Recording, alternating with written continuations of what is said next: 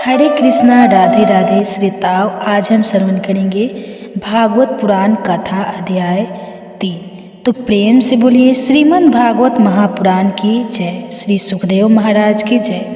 आज सुनिए भागवत कथा में आगे का वृतांत। भगवान श्री कृष्ण उद्धव जी से कहते हैं कि हे उद्धव, इन दुष्ट इंद्रियों से विषय को मत भागो।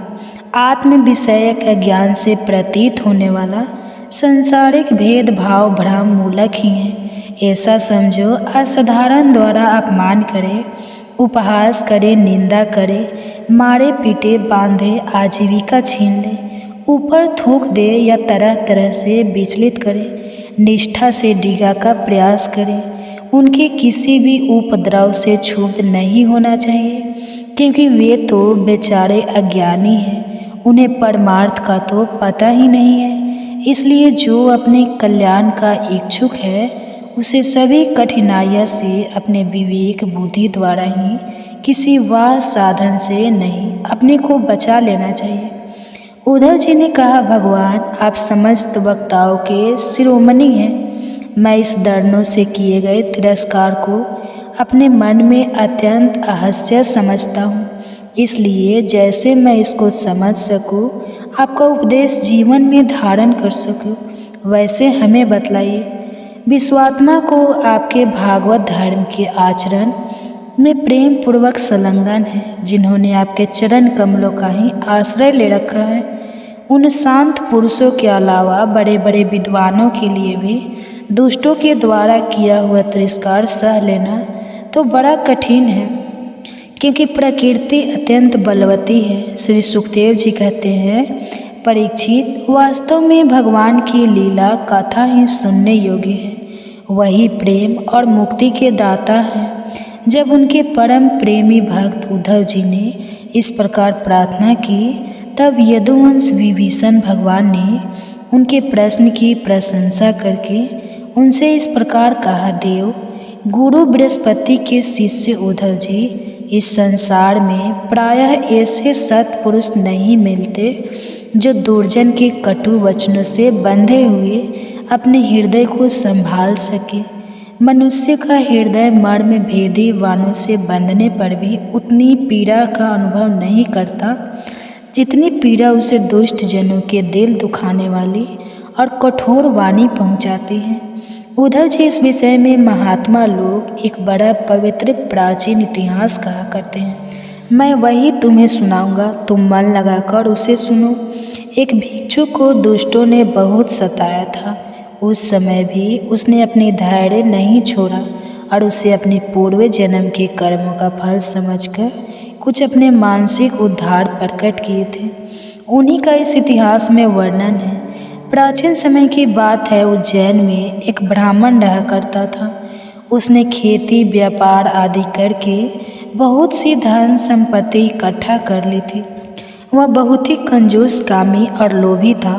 क्रोध तो उसे बात बात में आ जाता था। उसने अपनी जाति, बंधु और अतिथियों को कभी मीठी बात से भी प्रसन्न नहीं किया। खिलाने पिलाने की तो बात ही क्या है।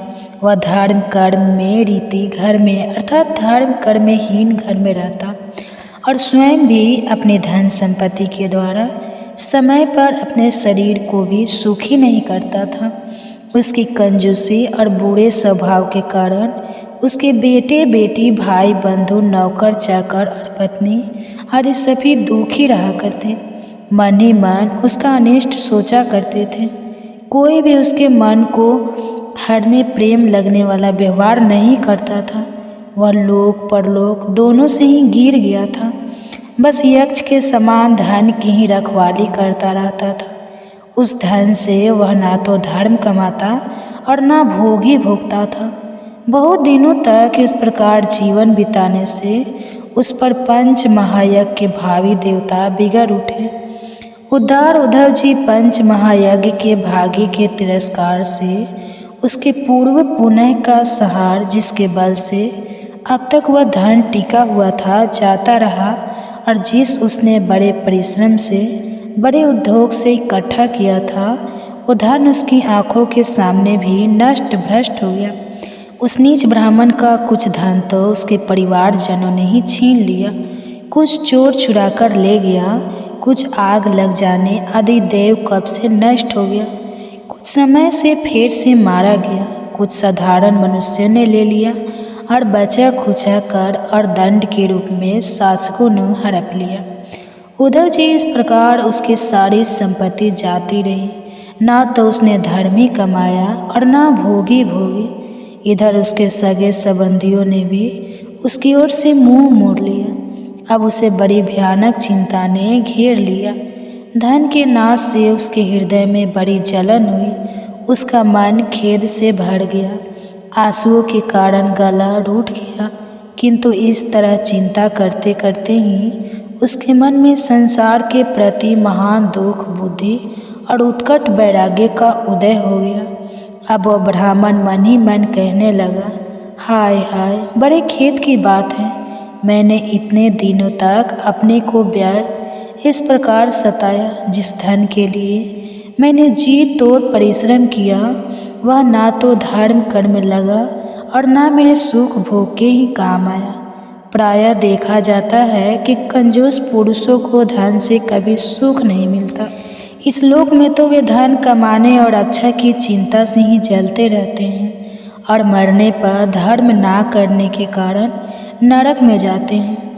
जैसे थोड़ा सा भी कोण स्वर्ग सुंदर स्वरूप को बिगाड़ देता है, वैसे ही थोड़ा सा भी लोभ यशवी के शुद्ध यश और गुण के प्रशंसनीय गुणों पर पानी फेर देता है। धन कमाने में कमा लेने पर उसको बढ़ाने रखने और खर्च करने में तथा उसके नाश और उपभोग में जहाँ देखो वहीं निरंतर परिश्रम, भय, चिंता और भ्रम का ही सामना करना पड़ता है। चोरी, हिंसा, झूठ बोलना, दंभ, काम, क्रोध, गर्व, अहंकार, भेद, बुद्धि, वैर, अविश्वास, सर्वपदा, जुआ और शराब, लंपट, यह 15 अनर्थ मनुष्य के धन के कारण ही मारे जाते हैं। इसलिए कल्याणकामी पुरुष को चाहिए कि स्वार्थ और परमार्थ के विरोधी अर्थ नामधारी अनर्थ को दूर से ही छोड़ दे। भाई, बंधु, स्त्री, पुत्र, माता पिता, सगे संबंधी जो स्नेह बंधन से बंधकर बिल्कुल एक हुए रहते हैं, सबके सब कौड़ी के कारण इतने दूर हो जाते हैं कि तुरंत एक दूसरे के शत्रु बन जाते हैं। यह लोग थोड़े से धन के लिए भी शब्द और कृत हो जाते हैं। बात की बात में सौहार्द संबंध छोड़ देते हैं। लोग डांट रखने लगते हैं और एक एक प्राण लेने देने पर भी उतारू हो जाते हैं। यहाँ तक कि एक दूसरे का सर्वनाश भी कर डालते हैं। देवताओं के भी प्रार्थने मनुष्य जन्म को और उसमें भी श्रेष्ठ ब्राह्मण शरीर प्राप्त करके जो उसका अनादर करते हैं और अपने सच्चे स्वार्थ परमार्थ का नाश करते हैं, वे अशुभ गति को प्राप्त होते हैं। यह मनुष्य शरीर मोक्ष और स्वर्ग का द्वार है। इसको पाकर भी ऐसा कौन बुद्धिमान मनुष्य है जो अनर्थ के धाम धन के चक्कर में फंसा रहे। जो मनुष्य देवता, ऋषि, पीतर, प्राणी, जाति, भाई, कुटुंबी और उनके दूसरे भागीदारों को उनका भाग देकर संतुष्ट नहीं रहता और न स्वयं ही उसका उपभोग करता है, वह यक्ष के समान धन की रखवाली करने वाला कृपण तो अवश्य ही उद्योगपति को प्राप्त होता है।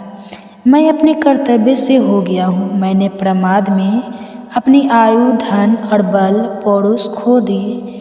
विवेकी लोग जिन साधनों से मोक्ष तक प्राप्त कर लेते हैं, उन्हीं को मैंने धन इकट्ठा करने की व्यर्थ चेष्टा में खो दिया। अब बुढ़ापे में मैं कौन सा साधन करूँगा। मुझे मालूम नहीं होता कि बड़े बड़े विद्वान भी धन की व्यर्थ तृष्णा से निरंतर क्यों दुखी होते रहते हैं। हो न हो अवश्य ही यह संसार किसी भी माया से अत्यंत मोहित हो रहा है।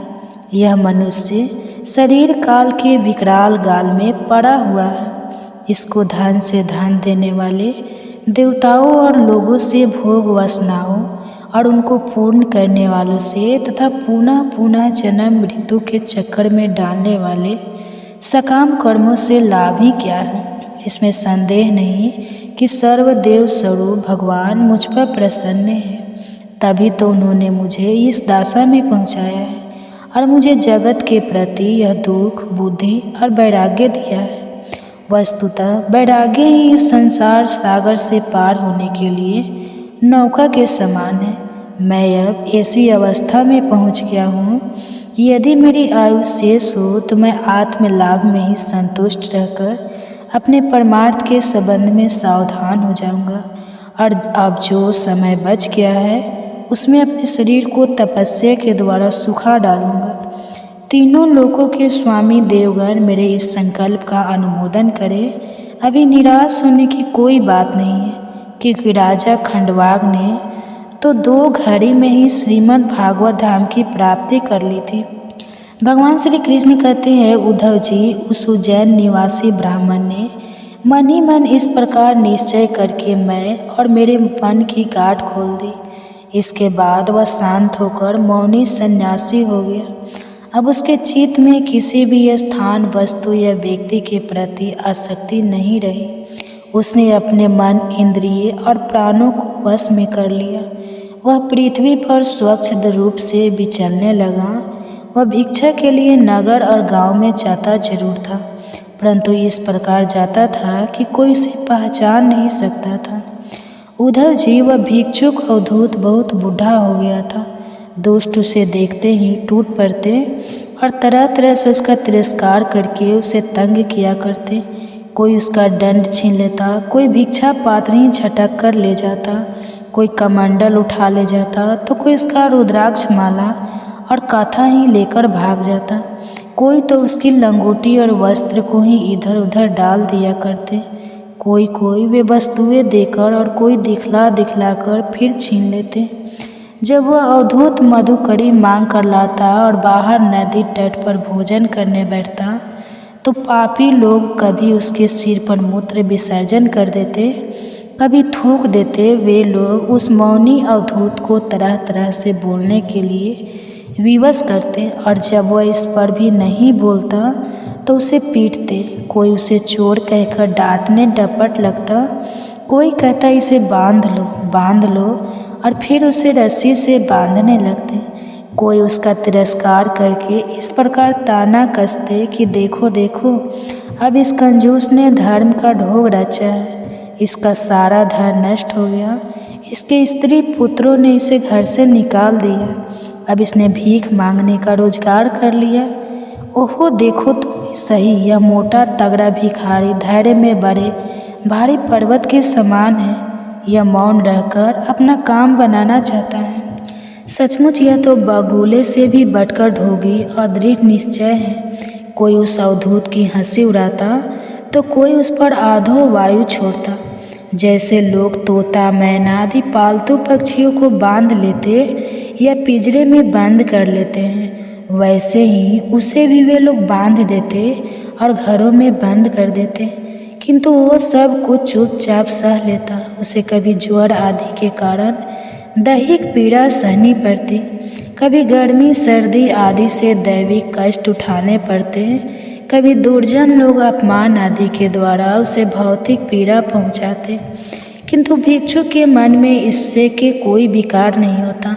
वह समझता था कि सब मेरे पूर्व जन्म के कर्मों का फल है और इसे मुझे अवश्य भोगना पड़ेगा।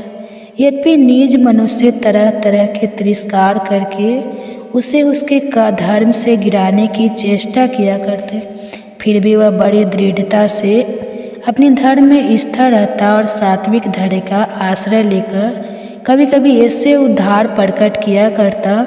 वे ब्राह्मण कहा करता कि मेरे सुख अथवा दुख का कारण न यह मनुष्य है, न देवता, न शरीर है, न यह गड़ा, कर्म और काल आदि ही है। शत्रु, श्रुति और महात्मा जन मन को ही इसका परम कारण बतलाते और मन ही इस सारे संसार चक्र को चला रहा होता है। जिसका मन शांत और समाहित है उसे दान आदि समस्त सत्कर्मों का फल प्राप्त हो चुका है, अब उनसे कुछ लेना देना बाकी नहीं है।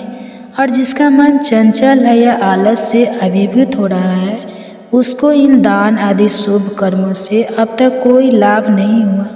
सभी इंद्रियों मन के वश में है, मन किसी भी इंद्रिय के वश में नहीं है। यह मन बलवान से भी बलवान अत्यंत भयंकर देव है, जो भी इसको अपने वश में कर लेता है वही देव इंद्रियों का विजेता है। सचमुच मन बहुत बड़ा शत्रु है। इसका आक्रमण सह है। यह बाहरी शरीर को ही नहीं, हृदय आदि मर्म स्थानों को भी भेद होता रहता है।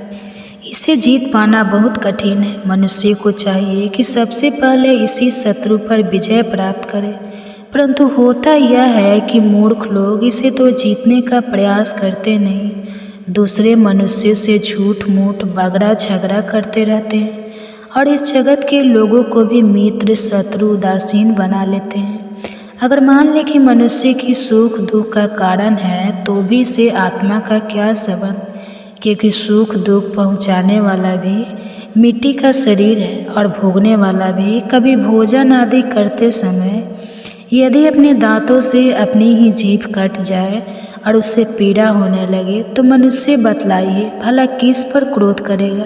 अगर ऐसा मान ले कि देवता ही दुख के कारण है तो भी इसे दुख से आत्मा की ही क्या हानि, क्योंकि यदि दुख के कारण देवता है तो इंद्रिय अभिमानी देवताओं के रूप में उनके भक्तों की भी तो वही है और देवता सभी शरीर में एक हैं। जो देवता एक शरीर में है वही दूसरे में भी है। ऐसी दशा में यदि अपने ही शरीर के किसी एक अंग के दूसरे अंग को चोट लग जाए तो भला किस पर क्रोध किया जाएगा। यदि ऐसा माने कि आत्मा की सुख दुख का कारण है तो वह तो अपना आप ही है, कोई दूसरा नहीं, क्योंकि आत्मा से अलग तो कुछ और है ही नहीं। अगर कुछ दूसरा प्रतीत होता है तो वह मिथ्या है। इसलिए ना सुख है ना दुख, फिर क्रोध कैसा, क्रोध का निमित्त ही क्या। यदि ग्रहों का सुख दुख का निमित्त मानो तो फिर उनसे भी अजन्मा आत्मा की क्या हानि। उनका प्रभाव भी जन्म मृत्यु सल शरीर पर ही होता है। ग्रहों की पीड़ा तो उनका प्रभाव ग्रहण करने वाले शरीर को ही होती है और आत्मा उन ग्रहों और शरीर से सर्वथा परी है। तब भला वह किस पर क्रोध करे। जो इस बात को जान लेता है वह फिर किसी भी भय से निमित्त से भयभीत नहीं होता।